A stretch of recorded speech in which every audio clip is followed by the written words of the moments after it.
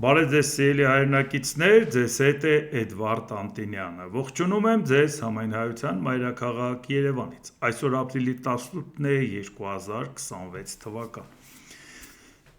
Նիկոլ Փաշինյանը մի երկու հայտարարություն արել, դրան անդրադառնանք, չնայած ինչից էլ խոսում է նախընտրական է, դրա համար ընտրությունների հետ կապված էլ կարճ կանդրադառնանք, շատ թեմաներ ունենք, հասցնենք ամփոփենք միասին։ Վարչապետ Նիկոլ Փաշինյանը ճեպազրույցի ժամանակ կրկին անդրադառնալով օրեր առաջ նախանշված 2 եվրոյով դեպի Լառնակա ավիատոմսին ասել է. Միջազգային կյանքում շատ ընդունված է, որ մարդիկ իրենց թոշակի տարիքը օգտագործում են ճամփորդելու համար։ Մենք էլ այդպիսի նպատակադրում ունենք։ Ով է ասել, որ մարդը թոշակային տարիքում պետք է գանված լինի իր տանը, իր բակին, մարդիկ պետք է ճամփորդեն։ Խոսք էր գնում դեպի Լառնակա 2 եվրոյով տոմս կա, թե ոչ, բայց այո, իմ ելույթի պահին ամսի 19-ի համար 2 եվրոյով տոմս է եղել, բայց գները լողացող են։ Թոշակառուները կարող են բարձրացրած թոշակով ճամփորդել, եթե 2 եվրո է տոմսը, 900 դրամ, բնականաբար 10,000 դրամով մի քանի տոմս կարող են գնել։ Հիմա մենք խոսենք այս անլրջության մի ամբողջ փաթեթի մասին։ Նախ երկրի վարչապետը, որը նաև պատասխանատու է երկրի տնտեսության համար, եթե ասենք մի հատ ինֆորմացիա կա, այրվող տոմս կամ չգիտես ինչ, կամ ինչ-որ մի բան է կատարվել եւ նայում է, որ կա 2 եվրոյով տոմս։ Բնական է մարդը հասկանում է, որ դա իրական չի։ Ինչ որ պատճառով դա կա։ Եթե դու ուզում ես ինֆորմացիա հավաքես ու հասկանաս իրական վիճակը որն է, դու ո՞նց ես վերցնում դա ազգային ժողովի բարձր ամբիոնից հերիք չի հայտարարում, որ 2 եվրոյով տոմս կա։ Մի հատ էլ ասում, թե քանի տոմս կարող է առնել եւ հեռու գնալ, ասել թոշակառուն կարող է գնալ այդ դեպքում հանգստանալ դրսում, չէ՞ որ արտասահմանում թոշակառուները գնում են հանգստանալու։ Իսկ արտասահմանի թոշակառուների թոշակը տեսել եք։ Բացի թոշակը այլ կարգի վճարումները տեսել եք։ Բա Հայաստանում նույնիսկ եթե տոմսը ձրի էլ լինի, ճշտել եք, որ այնտեղ հյուրանոցն էլ է ձրի, սնունդն էլ է ձրի, գնում է ճամփորդում է, ինչ է անում։ Հազիվ է կարողանում իր թոշակով դեղ առնի, հազիվ է կարողանում իր թոշակով առաջին անհրաժեշտության սնունդ առնի եւ հազիվ է կարողանում կոմունալներ վճարի։ Նույնիսկ եթե տոմսը լինի ձրի, դա նշանակում է այսօր մեր թոշակառուն կարող է գնալ հանգստանալ եւ մի հատ էլ ասում է 2 եվրոյանոց տոմսով մի քանի տոմս կարող է առնել։ Սա ինչ անլրջություն է։ Հերու գնացող եզրակացությունների բազան 2 եվրոյանոց տոմսն է, որ մարդը հասկանում է, որ դա անիրատեսականն է, որովհետև չի կարող նման տոմս լինել։ Եթե ինչ-որ մեկը արդեն այդ տոմսը իրան պետք չի ուղղակի գցել, այդպես դա նշանակում է, որ վարչապետը պետք է դա վերցնի եւ ազգային ժողովի բարձր ամբիոնից հնչեցնի։ Բա մի ինֆորմացիա, որը ստացվում է։ Ես այնքան եմ հարգում ձեզ, որ օրվա մեջ ինֆորմացիա, եթե 5 հատ ինֆորմացիա Ամերիկայից ասեն, 5 հատ ինֆորմացիա Իրանից ասեն, այդ 10-ն էլ ես կներկայացնեմ, որտեվ ցանկացածի ասածի մեջ երանգ կա։ Այս մեկը ասեց, որոշ ժամանակ անցավ, այդ գցեց լամյա տեսնի արձագանքը եղավ, հաջորդը այս մյուսն ասեց, ներվերի պայքար է գնում, որպեսի միած ստուգեն դիմացինը կոտրվում է թե չէ, այդ հոգեբանական մթնոլորտով ի վերջո հասկանանք արդյունքում հիմա ինչ է տեղի ունենում մեր հարևան երկրում, ինչ է տեղի ունենում այն երկրի հետ Միացյալ Նահանգներ, որի հետ կապված մենք հեռանկարային ծրագրեր ունենք։ Նույնիսկ եթե ինձ համար հաճելի չլինի ինչ որ ինֆորմացիա կարդալ, եթե խոսում ենք Ուկրաինայից, Ռուսաստանի կարծիքն ենք ասում Ուկրաինայինն էլ, այն էլ նայում ենք, որ դա հավաստի ինֆորմացիա է, ես որևէ մեկի կարծիքը ձեզ չեմ ներկայացնում։ Մենք կարծիքը ի՞նչն ենք մեկնաբանում։ Մենք կոնկրետ փաստ, որը դուք կարող եք ինքներդ մտնել, տեսնեք, որ այսինչը ուղիղ խոսքով ասել է սա, դե եկեք դրա մասին խոսենք։ Եթե մարզային այցելությունների ենք գնում, մեքենայի մեջ, մեքենան ես չեմ քշում, հանում եմ նոթբուքը դնում եմ ծնկներիս, մտնում եմ ինտերնետ, նյութերը միջև տեղ հասնելը հավաքում եմ, որ այնտեղ որևէ մեկի տուն գնանք, եթեր մտնենք, բայց ես տեղեկացված լինեմ ինչ է կատարվում այդ ժամերի ընթացքում, որ մենք ճանապարհին ենք։ Որովհետև մարդիկ ասում են, արդեն սովորել ենք, որ օրվա ինֆորմացիային դուք անպայման ձեր գնահատականը տաք։ Իսկ ես պատասխանատու մարդ եմ։ Եթե դրան ես սովորեցրել եմ, եթե մենք դրան սովորել ենք, ուրեմն ինչ էլ ուզում լինի, չպետք է դա խանգարի, եթե անհաղթահարելի խոչընդոտ չի, որպեսզի կարողանաս մարդկանց հետ կիսվել եւ ասել, տեղի է ունեցել սրա մասին ես ունեմ հետեւյալ կարծիքը։ Ինչ է նշանակում մի հատ սենսացիոն բան վերցնել եւ թմբկահարել 2 օր քննարկել, որ թոշակառուն կարող է գնա հանգստանա, որովհետեւ տոմսը 2 եվրո է։ Սա ինչ է։ Եվ այն որ ասում է, այս պահին մենք ասեցինք, ու այս պահին, բայց պահին կար։ Ենթադրենք այդ պահին կար, դա քեզ չի հուշում, որ դա ճիշտ չի։ Դա իրատեսական չի, 2 եվրոյով հնարավոր է այդ ավիակամպանիան աշխատի օգուտով։ Հասկանում ես, չէ՞ որ դա ռեալ չի։ Հասկանում ես, որ դա ավիակամպանիայի տոմս չի։ Ավիակամպանիա 2 եվրոյով չէր տեղավորվի։ Եթե ինչ-որ մեկը այդ տոմսը գցել է, դա հիմք է տալիս դրա վրա հեռու գնացող եզրակացություններ անել, որ մեր թոշակառուները այլևս կարող են մի քանի տոմս առնել եւ տանը չնստել, գնալ ծովափ, գնալ միտեղ ման գալ, գնալ զբոսաշրջության, հա։ Մնացած ծախսերը արդեն լրիվ ապահովված է, մենակ խանգարում էր տոմսը։ Մարդիկ առավոտից իրիկու բողոքում են, որ ասում են այդ 10,000 դրամը նախընտրական բարձրացրեցիր, անողեի շուտ աներ, որտեղ բյուջեի մեջ այդ գումարը չկար։ Բարձրացրեցիր, որպեսի մեզ առնես։ Նախկիններն էլ առնում էին էլի տենց, էլի մի 10,000 դրամ բաժանելով։ Այսինքն մեր գինը որոշված է այդքանը։ Եթե անողեր աներ ընտրություններից հետո կամ աներ մի քանի տարի առաջ կամ ինչ-որ մի ժամանակ։ Եթե դու բյուջեի մեջ այդպիսի գումար չես նախատեսել եւ տարեկան բյուջե ես հաստատել եւ դու մեկ էլ որոշում ես առանց ազգային ժողովի հաստատած բյուջեի պարագայում թոշակ բարձրացնել, դա ընդամենը նախընտրական քայլ է։ Եվ այդ էլ քիչ է, այլ ասում ես, բա 10,000 դրամ տվել եմ, չեք կարող գնաք ծովափ կամ գնաք եվրոպական որևէ երկիր մանգակ։ Լուրջ ես ասում։ Այս ձևի ես դու գնահատում իրավիճակը երկրում տիրող կամ թոշակառուների վիճակը։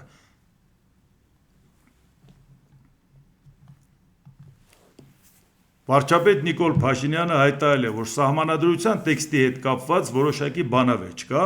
կառավարական եւ քաղաքական թիմում։ Հրապարակմանը կողմ է, սակայն պետական կառավարման համակարգի հետ կապված մի քանի կարևոր եւ սկզբունքային նյուանսներ կան։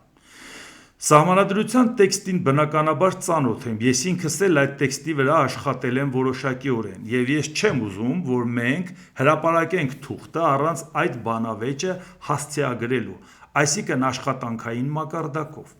բայց ցավոք նախընտրական շրջանը գնալով ավելի ու ավելի արագ տեմպերով մոտենում է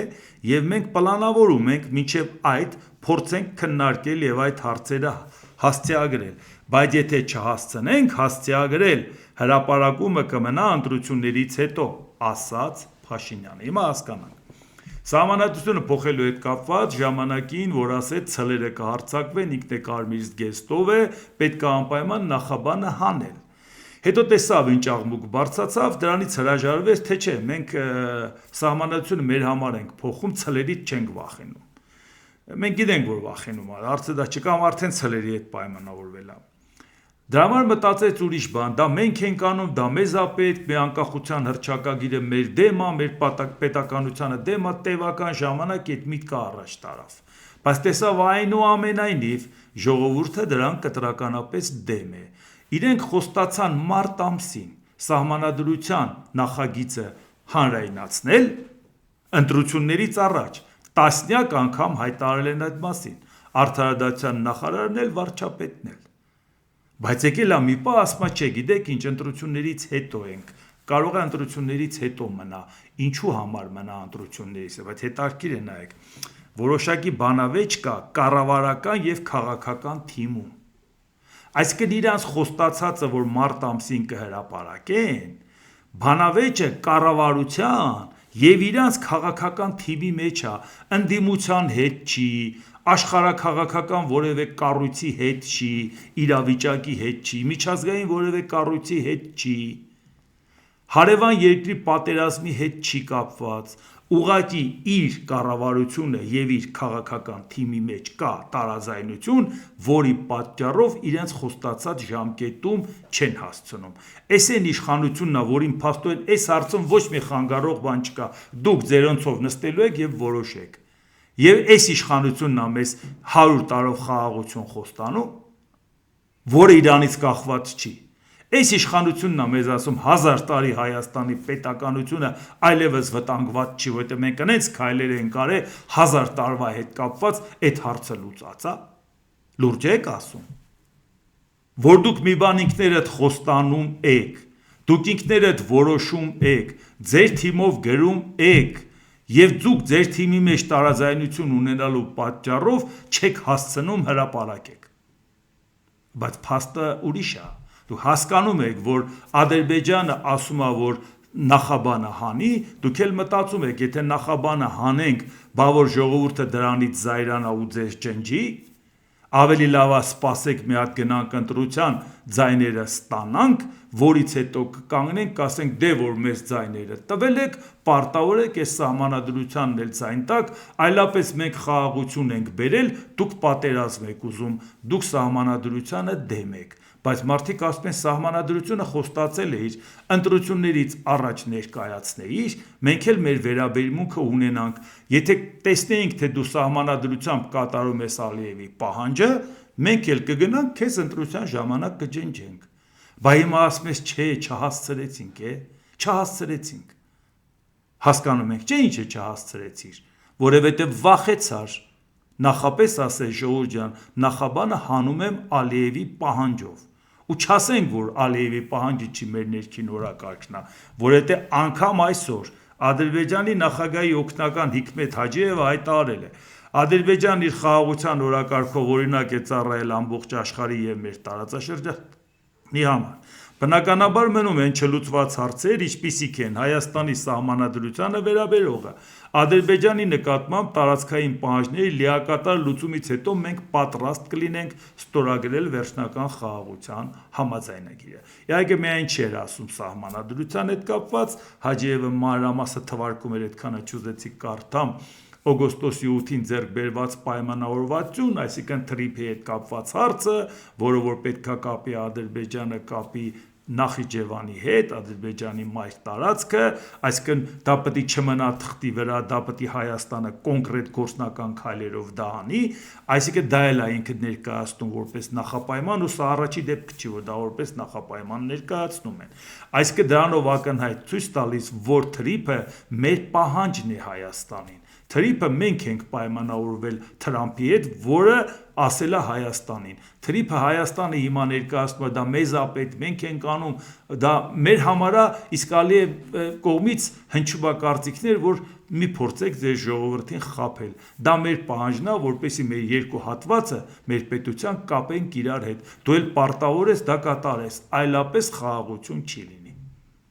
Այ հիմա դուք տեսաք, թե ինչն է պատճառը, որ հիմա Նիկոլ Փաշինյանն ասում ավելի լավ է սահմանադրության հարցը, եթե կկարողանանք հետաձգել, եթե չէ նոր հիմա դնենք, բայց այդ դեպքում նախաբանը պետք է հանենք։ Նախաբանը չանենք, Ալիևը կնեղանա, նախաբանը հանենք, ժողովուրդը կնեղանա։ Դրա համար ավելի լավ է ասենք մեր թիմի մեջ այսինքն ինքը միանձնյա իշխանության պարագայում սուպեր վարչապետության համակարգի պարագայում, որ անգամ իրավապահ համակարգն է մտցրել իր տակ, SMS-ով ընտրված իրավապահ համակարգի ղեկավարին տուն է, սահմանադրական մարմնի ղեկավարին SMS-ով տուն է ուղարկում, եւ մեկ էլ մենք հավատացինք, որ կառավարության մեջ կա մարդ, որը տարաձայնություն ունի քաղաքական թիմի հետ, որի պատճառով իրանց չի հաջողվում համաձայնության գալ։ Դե հիմա եթե կա մարդ, որը դրան կհավատա, այդ դեպքում արդեն դուք որոշեք դրան հավատալ կամ չհավատալու հարցը։ Եվ բացի դրանից, քանի որ այս ամեն ինչը նախընտրական process-ի հետ է կապված, երեք էլ Սամվել Կարապետյանն ասել էր, մենք ընտրություններում մեր շանսերը գնահատում ենք 100%։ Դուք պատկերացնում եք, այսինքն 100% են գնահատում իրանց պարզը 100% դա ինչ են ստանալու, 100%-ով հաղթելու են։ Նիկոլ Փաշինյանն էլ 100%-ով վստահ, բավական անտակ ձևով ասելով, որ իրանք ընդհանրապես 5%, 4%-ն էլ չեն հաղթահարի, որ մտնեն խորհրդարան։ Դե հաշվի առնելով, որ դաշինք են կազմել, պարզա 4 չի ավելի բարձր տոկոս է։ բայց այդքանն էլ չեն հաղթահարելու եւ շատ ագրեսիվ վարքագծով մեկը մեկի նկատմամբ չմտնենք դրա մեջ, սա պարզապես խայտառակություն է, այն ինչ խորհրդարանը, որ մենք հիմա ունենք, ուզում են ասել, վաղնել այս թիմերը պետք է նորից գան իշխանության, հա? Դուք գոհ եք մնացել այս 21 թվականից այս 5 տարին, հիմա եւս 5 տարի ուզում եք այս մարտիկը լինեն խորհրդարանում։ Եվ այդ խնդիրն ուրիշ է, 100%-ով Նիկոլ Փաշինյանը գիտի, որ հաղթել է, եւ նրանք էլ չեն հաղթահարելու շեմը, անցողիկ։ Սամվել Կարապետյանն էլ 100%-ով գիտի, որ իրենք հաղթել են։ Այդպիսի երկու հատ 100 չի լինում, նրանք ովքեր դպրոցում թվաբեդ դասերը գնացել են, էլի, անգամ հանրահաշվել պետք չի իմանալ դա հասկանալու համար։ Սա նշանակում է, որ ակնհայտորեն սիրելի հայրենակիցներ, որևէ մեկը վերջնական չի տիրապետում, թե իրականում ինչ է կատարվում։ Այսինքն ընտրությունները լինելու են անկանխատեսելի։ Եթե որևէ մեկն ասում է, ինչ գնանք մասնակցենք մեկը ամեն ինչ որոշած է առանց մեզ, դե թե մի հատ այդ դեպքում դե մի հատ ասեք, ամեն ինչ որ որոշած է, էլ ինչ գնանք 100%-ով գիտեք ով է հաղթելու, Փաշինյանը, թե այն ռուսամետուժերը, որ կարող է իրանք անցնեն միանան իրար եւ ավելի շատ ձայն հավաքեն, 100%-ով գիտեք, իհարկե չգիտեք։ Դա նշանակում է, եթե 100%-ով պարզ չի եւ ընտրության արդյունքը անկանխատեսելի է, դա նշանակում է, որ յուրաքանչյուրը ձեզնից անելիք ունի, ասելիք ունի, իր քվեարկությամբ մասնակից լինի այն ծրագրին, որ այս 200%-անոցները հասկանան, որ առանց ժողովրդի դուք 100% ձայն չեք ունենա, հերիքը անհարգալից վարվեք ժողովրդի հետ։ Նույնիսկ Նիկոլ Փաշինյանը, որ ասում է ինչպես կարելի է ժողովրդին հաշվի չառնել այսպես այնպես, բայց եթե դու էլ կանգնես ասես, որ ձեզ ձայն չեն տա չեք անցնել, դու էլ ես ժողովրդի անունից ասում, էլի։ Այդ որ մենք ասենք նորմալ է, ինչ է եղել, պետական պաշտոնի չենք, բայց դու վարչապետ ես սուպեր լիազորություններով։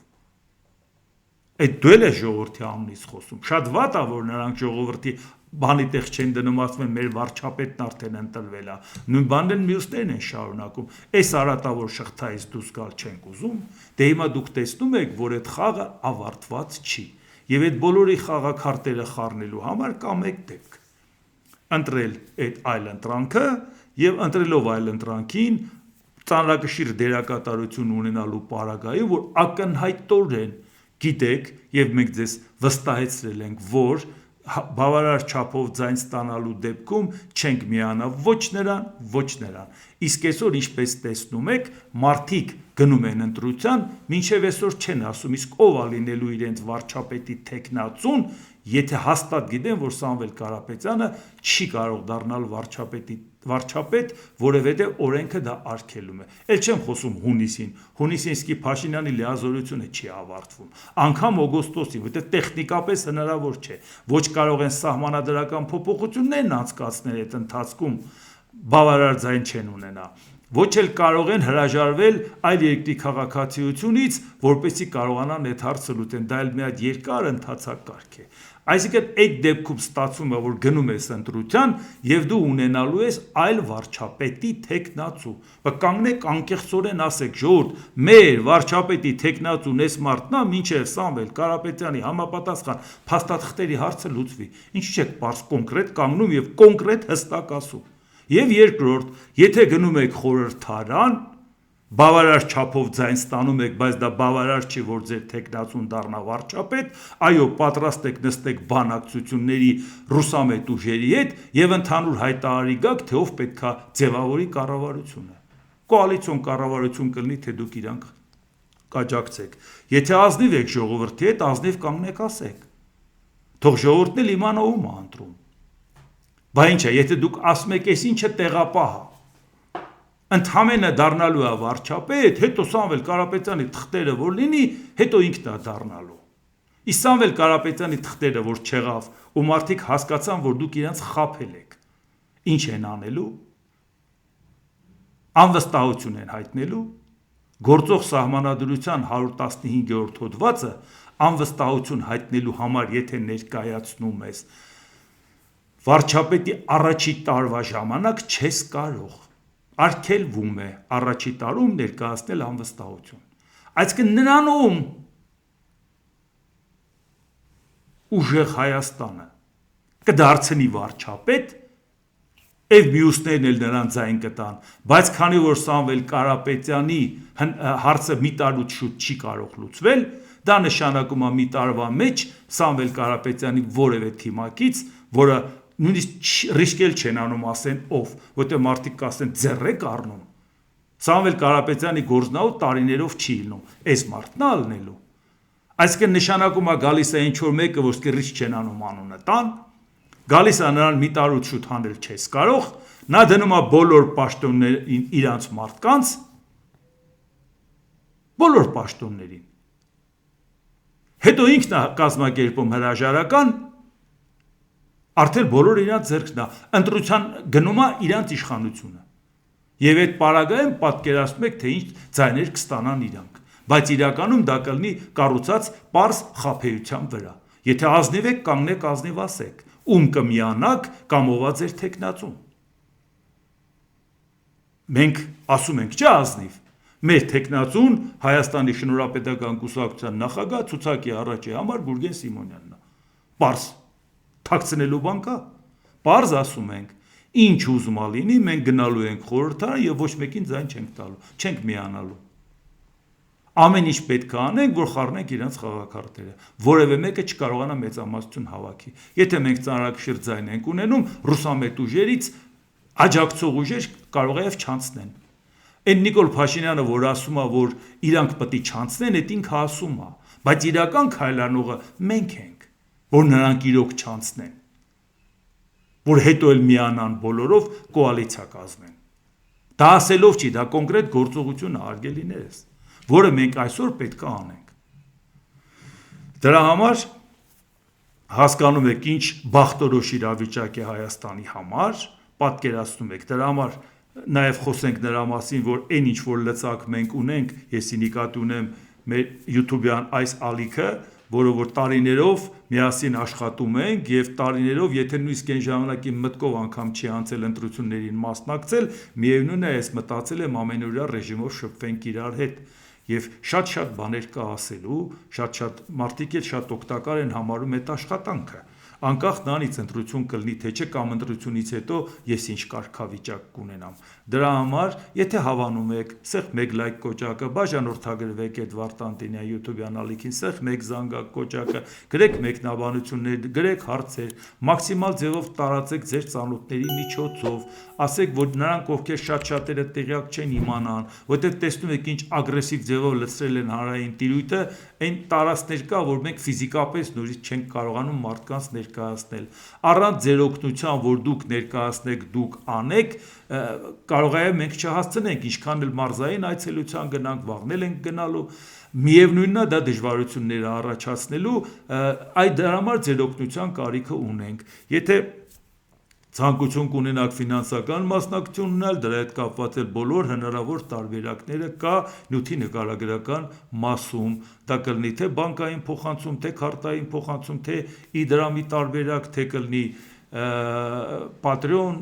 PayPal, մի խոսքով արագ փոխանցման տարբերակներ, մի խոսքով բոլորը, բայց այս ընթացքում մինչև ընտրություններ շատ ավելի կարևոր է, որ դուք կապ հաստատեք Հայաստանի շնորհապետական կուսակցության գրասենյակի հետ, իմ նյութերի տակ նաև ակտիվի տվյալն էլ կա իրանց հետ կապ հաստատելու, որ կարողանաք թե կազմակերպական հարցերով օգտակար լինեք, թե նյութական հարցերով օգտակարնեք, դե սա մեր ծրագիրն է, սա որևէ օլիգարխի ծրագիր չի, սա մեր ծրագիրն է, սա ձեր ծրագիրն է, սա ձեր երեխաների ապագայի ծրագիրն է, այնպես որ դուք մասնակցությամբ նաև հպարտորեն կարող եք ասել, որ այո դուք ձեր ներդրումն ունեցաք, ձեր ակտիվությամբ, ձեր քայլերով ձեր ներդրումն ունեցաք, դուք այս խաղի մեջ եք, մասնակից եք, ոչ թե սպասում եք տեսնեք ձեր փոխարեն ով է որոշում կայացնելու, ինչքան շատ մասնակցություն եղավ, այնքան փոքրանալու է շանսերը թե այս կողմի, թե մյուս կողմի, որ կարողանան ինչ որ ձևով մանիպուլյացիաներով 50%-ից ավել ձայն ստանան, որտեղ ամեն մեկը ունի ինչ որ մի հատ ռեսուրս,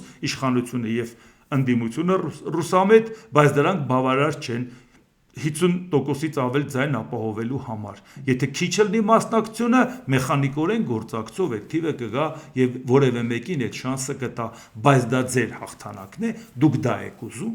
Եթե որևէ մեկին չեք ուզում առավոտից երեկո ասում եք էս ինչ ցածրաճաշակ կռիվ է, բա երբ որ ասում ենք պետքա կիրթ ու գրագետ մարդիկ գան խորհրդարան, հազար ու մի հարցեր կա աշխարհում լուծելու, հազար ու մի հարցեր կա երկրի ներսում լուծելու, ձեզ դուր է գալիս այս ոճը, այս ամեն ինչը, ուզում եք մի հատ էլ կրկնվի, այս ամեն ինչը շարունակվի։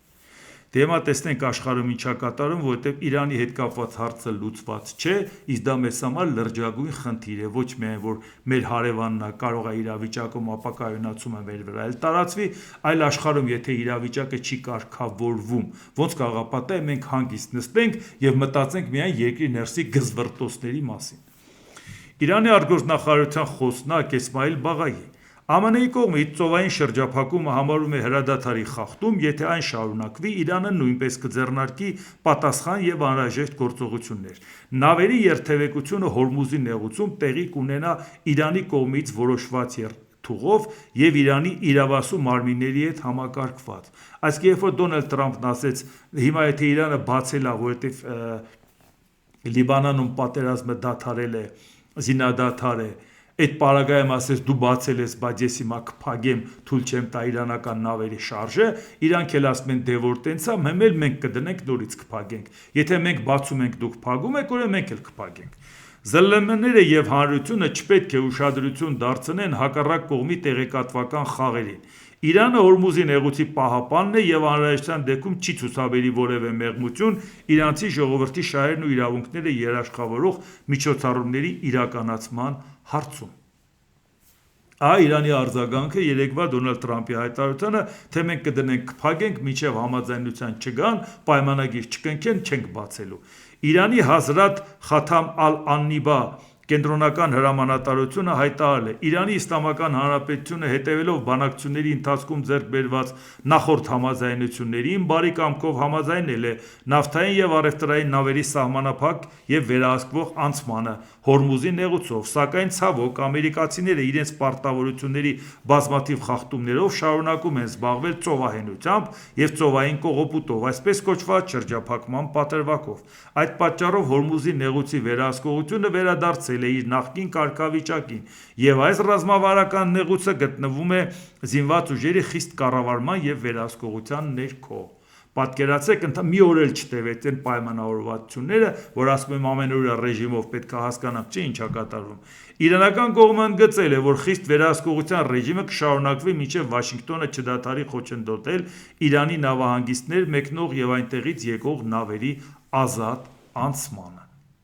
Եվ Իրանի խորհրդարանի խոսնակ Մոհամմադ Բաղեր Ղալիբաֆը, սա այն Ղալիբաֆն է, որը Պակիստանում պատվիրակության ղեկավարն էր Իրանի։ ԱՄՆ նախագահը մեկ ժամվա ընթացքում 7 պնդում է արել, բոլորը կեղծ։ Այս ստերով նրանք պատերազմում չեն հաղթել եւ անշուշտ բանակցություններում ոչ միտեղ չեն հասնի։ Եթե շրջափակումը շարունակվի, Հորմուզի նեղուցը բաց չի մնա։ Նեղուցով անցումը կիրականացվի հաստատված երթուղով եւ միայն Իրանի թույլտվությամբ։ Ասա այն պատվիրակության ղեկավարն է, որ Դոնալդ Թրամփն ասում է, այս շաբաթ պետք է անպայման հանդիպենք, վերջնական հարցերը որոշենք, Իրանից հայտարարում են, որ դեռ մենք պայմանավորվածություն չունենք հանդիպման, նախ փաստի առիթով անգամ չունենք, ուր մնաց օր ու ժամի հետ կապված։ Իսկ հիմա տեսնենք Բելարուսի նախագահ Ալեքսանդր Լուկաշենկոն ինչ հետաքրքիր եզրահանգում արել։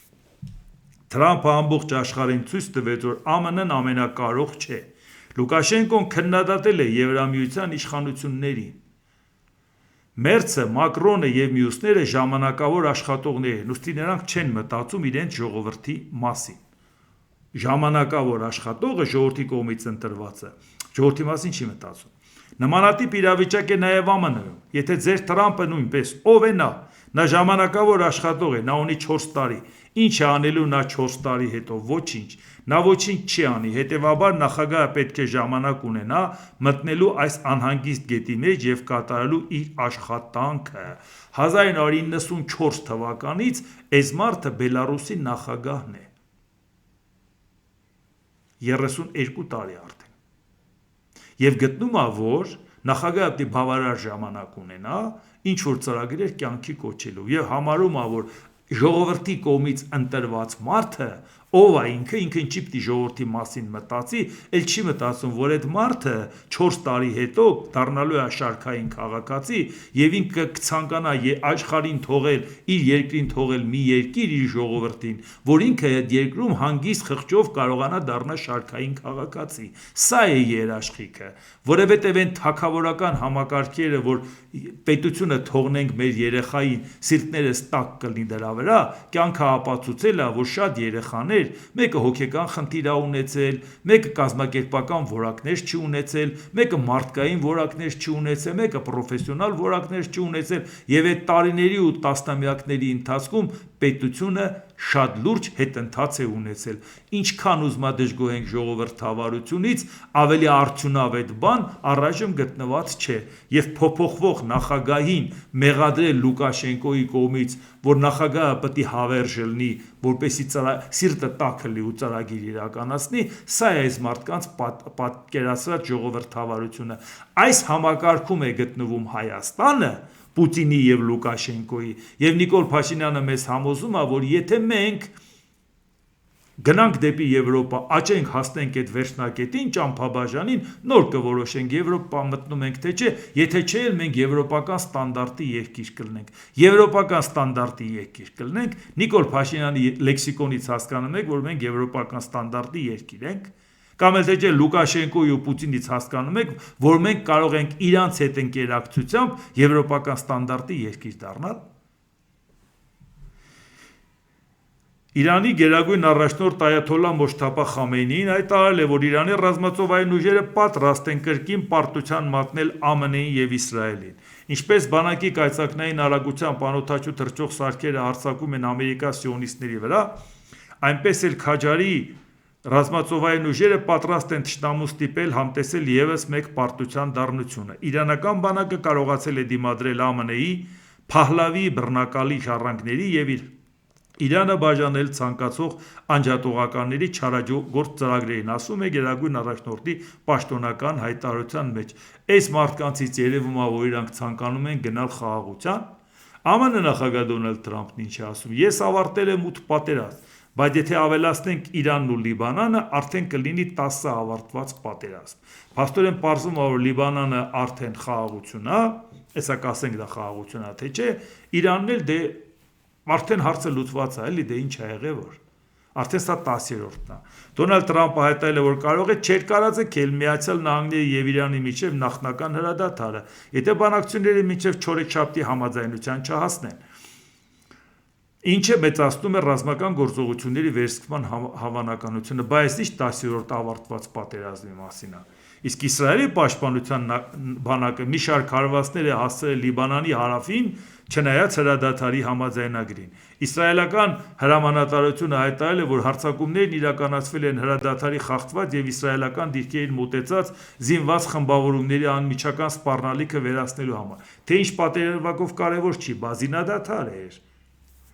Գործողությանը մասնակցել են ռազմաօդային ուժերը, հրետանին եւ ցամաքային ստորաբաժանումները։ Ցախալից ընդգծել են պաշտպանության բանակի մասին խոսքը, որ հրադադարը չի սահմանափակում բանակի ինքնապաշտպանության իրավունքը եւ իսրայելական ուժերը կշարունակեն մաքրել իրանց վերահսկողության տակ գտնվող տարածքները ահաբեկչական ցանկացած ենթակառուցվածքից։ Այս Դոնալդ Թրամփի ապահովված խաղաղությունն է։ Հիմա այս պարագայում մենք ապրում, այս իրավիճակում ու այս մթնոլորտում ենք, երբ որ մեզ պարբերաբար ասում են կենտրոնացեք ներքին խնդիրներին, ավելի ճիշտ ներքին ցածրաճաշակ գզվռտոցներին։ Իրանի ազգային անվտանգության կոմիտեի խոսնակ Էբրահիմ Ռեզային ասել է, որ Տեհրանը չի համաձայնի հարստացած ուրանի դուրսբերմանը երկրից եւ հերքել է այդ ուղղությամբ որևէ պարտավորություն, չնայած ԱՄՆ-ի հակառակ հայտարարությունների, քանի անգամ է Դոնալդ Թրամփն ասել, որ պայմանավորվել են այդ ուրանը տալու են մեզ։ Լավ կլինի, որ այդ ուրանը Ամերիկային չտան, ինչ որ բան անեն,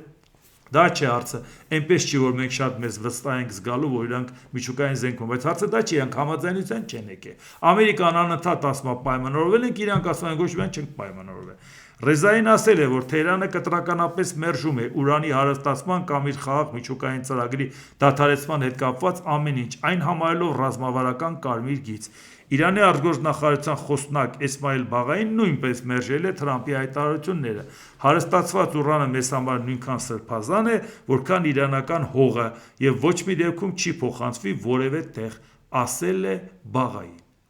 Էս Էլենա, որ գոնե այդ հարցում Միացյալ Նահանգներն ասում էր, որ մենք եկել ենք համաձայնության։ Ինչպես տեսնում եք, էս է համաձայնության վիճակը։ Բայց դրան զուգահեռ այսքան խառը վիճակի հետ կապված Դոնալդ Թրամփը էլի թեմա է գտել քննարկելու։ Դոնալդ Թրամփ Միացյալ Նահանգները աշխարհում այս պահի ամենաթեժ երկիրն է։ Դեռ վերջերս քնկոտ Ջո Բայդենի օրոք Միացյալ Նահանգները մեռած էր, ամբողջ աշխարհը ծիծաղում էր Միացյալ Նահանգների վրա, սակայն հիմա ամեն ինչ փոխվել է, ոչ ոք չի ծիծաղում։ Ինչքան պետք է մարդը չսիրի, չհարգի իր երկիրը, որ նույնիսկ Իրանից առաջվանին քննադատելու համար մտածի, որ աշխարհում բոլորը ծիծաղում էին Ամերիկայի վրա։ Դու ինչքան պետք է չսիրես քո երկիրը, որ մտածես, որ ամբողջ աշխարհը Ամերիկայի վրա կարա ծիծաղի։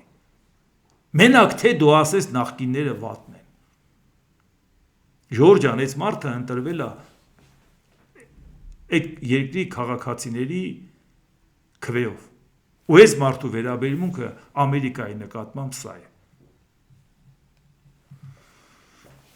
Հորմուզի նեղուցում նոր կարգ է հաստատվել, հայտարարել է Իրանի Իսլամական հեղափոխության պահապանների կորպուսի ռազմածովային հրամանատարությունը։ Առաջին ոչ ռազմական նավերը կնավարկեն բացառապես Իրանի որոշած երթուղով։ Սա այն է, որ Ամերիկաներ փակել էր մյուս կողմից։ Երկրորդ ռազմական նավերի անցումը նեղուցով առաջվա պես արգելված է։ Բոլոր անցումները թույլատրվում են բացառապես միայն Իսլամական հեղափոխության պահապանների կորպուսի ռազմածովային ուժերի թույլատվությամբ։ Պատկերացնեք, շարժումը իրականացում է ռազմական գործողությունների թատերաբեմում հանդարտության ժամանակահատվածի մասին համաձայնագրի շրջանում եւ Լիբանանում հրադադարի ռեժիմի կիրառումից հետո, ասված է հայտարարության մեջ։ Այսինքն իրանք միևնույն է դա կապում են Լիբանանի խաղաղության հետ, որը ձեռք բերված չի։ ԱՄՆ նախագահ Դոնալդ Թրամփ այժմ երբ Հորմուզի նեղուցում իրավիճակը կարգավորվել է, փաստորեն դուք հասկացաք, որ կարգավորել է, ժողովուրդ ջան, այսքանը որ կարդում էի, դա կարգավորվածն էր։ ՆԱՏՕ-ից զանգահարեցին ինձ եւ հարցրեցին, թե արդյոք մեզ օգնություն է պետք։ Ես ասացի նրանց հեռու մնալ, եթե միայն չեն ցանկանում իրենց նավերը նավթով լցնել։ Նրանք անօգուտ էին, երբ օգնություն էր մեզ պետք, թղթե վագրեր էին։ Այսինքն հերթական անգամ ինքը իր գեղեցիկ ընդունած պատկերավոր թղթեվագրը շարունակում է կրկնել, բայց եւ միևնույն ժամանակ հարց է առաջանում, թե ով է դիմել օգնության։ Իսկ ինչ է, արդեն ասել են ՆԱՏՕ-ից, երբ որ արդեն հարցը կկարգավորվի, մենք որոշակի աշխատանք ունենք, քանի կարգավորված չի, մենք այդտեղ անելիք չունենք։ Դու էլ ասել ես, արդեն հարցը կարգավորված է, վերջ։ Նրանք էլ ասում են, թե կարգավորված է, եկեք հիմա տեսնենք ինչ ենք անում։ Եթե ասում ես ոչ, ձեր կարիքը չկա, առանց ես կարգավորված է, բայց մենք տեսնում ենք, որ հարցը կարգավորված չի։ Հարցը լուծված չի, դա խնդիր է առաջացնում, աշխարհի համար է առաջացնում խնդիր։ Անվերահսկելի ձևով գները բարձրանա, չիմանաս ինչ կարող է լինել, շատ-շատերը կասկածում են, որ Դոնալդ Թրամփը հենց մի հայտարարություն անում է, մեկ է տեսնում ես բորսայում ինչ որ մի հատ բան է կատարվում, մեկը շատ պատահաբար շատ մեծ փողեր է աշխատում, հայտարարությունից առաջ ինչ որ բան առավ, հայտարարությունից հետո վաճառեց, կամ հակառակը հայտարարությունից առաջ վաճառեց, հայտարարությունից հետո գնեց։ Այդ ամեն ինչը մարդիկ ուսումնասիրում են, վաղը մյուս օրը դա կարող է դառնա շատ ծանր մեղադրանք։ Հիմա տեսնենք ուղղակի, որովհետև սենց պատահականություններ չի լինում օրվա մեջ մի քանի անգամ կարծիք փոխել եւ դրա հետ կապված շուկան անմիջապես արձագանքի դրան։ Եվ մեկ էլ որոշակի մարդիկ շատ պատահաբար տես գուշակեցին, թե ինչպիսի ներդրումներ անեն այդ պահին, ինչպիսի արժեթղթեր առնեն։ ԱՄՆ նախագահ Դոնալդ Թրամփը հայտարարել է, որ Իսրայելը այլևս չի ռմբակոծի Լիբանանը։ ԱՄՆ արգելում է նրանց դա անել, բավական է արդեն, հավելել է Թրամփը։ ԱՄՆ-ն առանձին կաշխատի Լիբանանի հետ եւ կլուծի Հեզբոլայի հետ կապված իրավիճակը։ Որքան հասկացա, այս ասելուց հետո Իսրայելը հարվածել է։ Բա ինչ է իր ասում։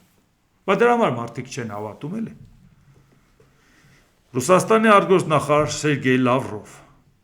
նա էլ մի քանի կետ է թվարկել աշխարհում, թե ինչա կատարվում։ Ռուսաստան-Չինաստան հարաբերություններում միակողմանի կախվածություն չկա, առևտրային և էներգետիկ կապերը հավասարակշռված են, միակողմանի կախվածություն կա Չինաստանից, այդ նորություն չի, բայց եթե այս ընթացքում Դոնալդ Տրամփի թույլտված սխալներից օգտվում են և ավելի սերտ համագործակցում, դա հետ չի բխում մեր շահերից, աշխարհի շահերից։ Իրանում ԱՄՆ գործողության նպատակներից մեկը Հորմուզի նեղուցով անցնող նավթի վրա վերահսկողություն հաստատելն էր, բայց չեմ կարծում, որ դա արդյունք տվեց Ամերիկայի Միացյալ Նահանգների համար, Վենեսուելայի նավթը արագ վերցրեց Մարսեց, կարծելով արդեն վերջնական մարսելա, մտածեց հիմա Իրանինն էլ որ վերցնում է, արաբական երկրները իր լավ գործընկերն են, ինքը ինչ ուզենա աշխարհին կթելադրի, բայց տեսանք Իրանի հետ կապված ինչպիսի բարդություններ առաջացավ եւ աշխարհը արդեն այլ մեթոդներ է մտածում, ոնց զսպի Ամերիկայի Միացյալ Նահանգների ախորժակը։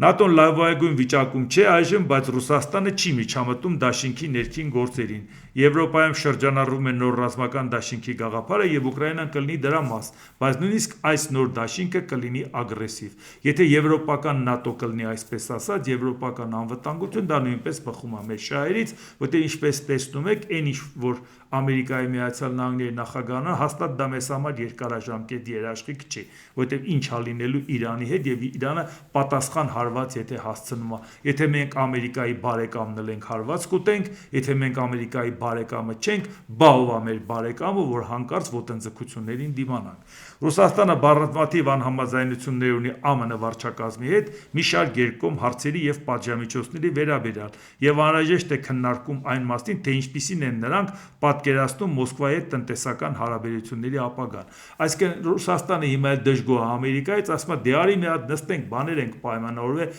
տնտեսական գործունեության հետ կապված բիզնես պրոյեկտներ անենք։ Ինչ ես խառնվել Իրանի հետ կապված կամ Ուկրաինայի հետ կապված, որը խանգարում է իրենց բիզնեսին, որովհետև հիմա այս ընթացքում Ռուսաստանը այնուամենայնիվ չի կարողանում ձևը գտնի, թե Դոնալդ Տրամփի այս քաղաքականության մեջ ինքը ոնց անի, որ Տրամփին գայթակղի եւ միասին ծրագրեր անելու անվան տակ Ուկրաինայի շահերը երկրորդական պլան մղվի։ Ինչպես տեսնում եք, ինքը հասկանում է, որ դա այնուամենայնիվ մեծ դժվարություն է առաջացնում։ Սա է պատճառը, որ Ռուսաստանը ցանկանում է խաղի մեջ մնալ, բայց միևնույն է չի ցանկանում առճակատման գնալ Ամերիկայի դեմ, բայց ուզում է ժեստեր անի թե Իրանին, թե Չինաստանին։ Հուսանք, որ այս ընթացքում Դոնալդ Տրամփը ճիշտ կկողմնորոշվի, որովհետև այս վայրիվերումները հաստատ նոր աշխարհակարգի հետ կապված լավ բան չեն խոստանում մեզ։ Դե ինչ, այսօր այսքանը, դիտեք եւ դատեք ինքներդ։ Շնորհակալություն։